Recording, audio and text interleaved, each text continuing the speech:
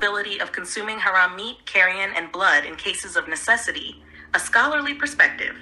Islamic jurisprudence, rooted in the Quran and Sunnah, is both profound and practical, addressing a wide range of human conditions and scenarios.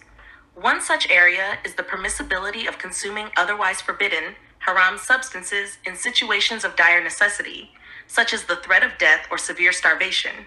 In this video, we'll explore the Islamic perspective on this issue, drawing upon key Quranic verses and hadiths to elucidate the principles that guide this allowance. Quranic evidence.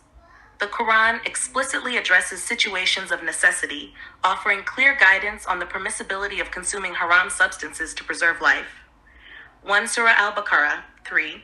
He has only forbidden to you dead animals, blood, the flesh of swine, and that which has been dedicated to other than Allah. But whoever is forced by necessity, neither desiring it nor transgressing its limit, there is no sin upon him. Indeed, Allah is forgiving and merciful. 2. Prohibited to you are dead animals, blood, the flesh of swine, and that which has been dedicated to other than Allah.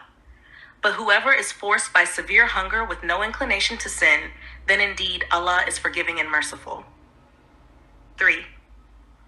Surah An-Nahl 16. He has only forbidden to you dead animals, blood, the flesh of swine, and that which has been dedicated to other than Allah. But whoever is forced by necessity, without willful disobedience nor transgressing due limits, then indeed Allah is forgiving and merciful. These verses establish a foundational principle in Islamic law. Necessity, darura, can make the prohibited permissible. This principle underscores the priority of preserving human life, a core objective, maqasid, of Sharia. Hadith evidence. The Sunnah, the teachings and practices of Prophet Muhammad, peace be upon him, further reinforces this principle. 1. Hadith in Sahih Bukhari and Sahih Muslim. Narrated by Ibn Umar, said, Allah has forbidden you to eat dead meat, blood, and the flesh of swine. But in case of necessity, the unlawfulness is lifted. 2. Narrated by Jabir bin Abdullah, said, what is unlawful is made lawful by necessity.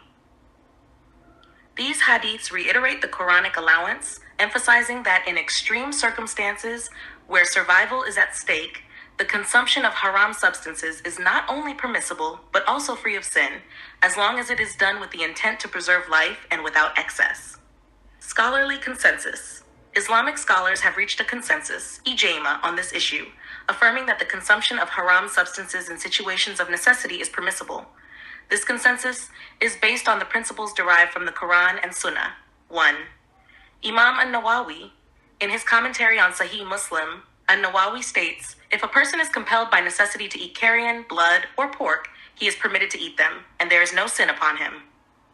2. In his work, Al-Mughni, Ibn Qudama explains, in situations of dire necessity, the impermissible becomes permissible to the extent of necessity, and this is a matter agreed upon by the scholars.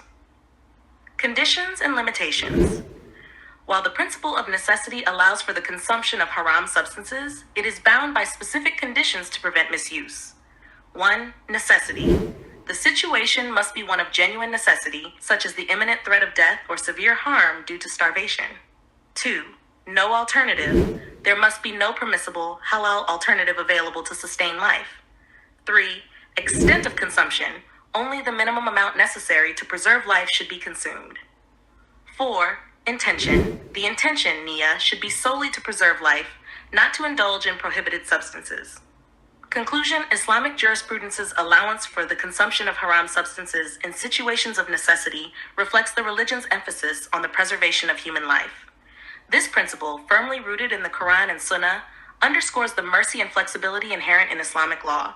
It provides a clear and compassionate solution for those facing life-threatening circumstances, ensuring that the sacred objective of safeguarding life is upheld.